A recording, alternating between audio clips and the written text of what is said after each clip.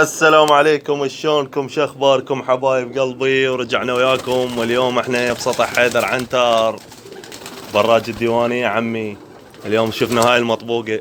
طبعا هاي طيور اليوم جبناها قبل تقريبا شهر كامل من جبناها من الموصل.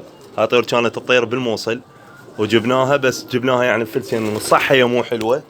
هستونا احنا طبقناها، شوفوا ولو شوية هذا كلها بترناها طبقناها وين النثاية مالتها.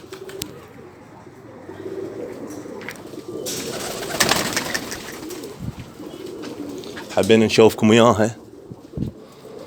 طبعا هاي الطيور صارها اسبوع من قامت تطير. صح جواها ملابي فرخات، بس توها اخذنا اول حلق من يمها، لان طيور مو انه يعني مو مال لا بغداد ولا نجف ولا جاي من الموصل، وجاي توقع بيها يعني مو ما وقعت عن شيء بسيط، بس الحمد لله والشكر طارت وجاي تطير، ولحد الان جاي ندق بيها شوي نبسط بيها على مود شوي ندشرها على الداير مالتنا. كلها فحول حلوه بيها، يعني بيها مخربات شوي، يعني محرقات عالدغوص كبار. كمينهن كلش فت شي حلو، كمش خير من الله هم جاي عليهن يعني. وياهن غربة طبعا والله العظيم، حتى هو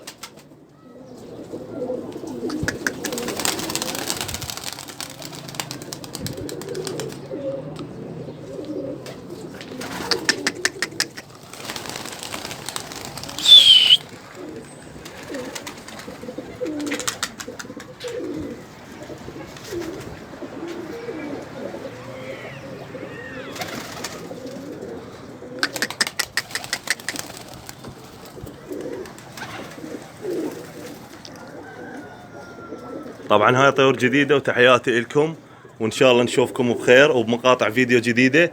شاهدوا، اشترك بالقناة وفعل الجرس، وان شاء الله عم براجة الديوانية افتر عليكم واحد. تحياتي لكم، اخوكم علاوي. هاي القناة باسمي قناة جديدة مال براجة العراق. ان شاء الله راح اشوفكم مقاطع فيديو جديدة. تحياتي لكم جميعا حبايب.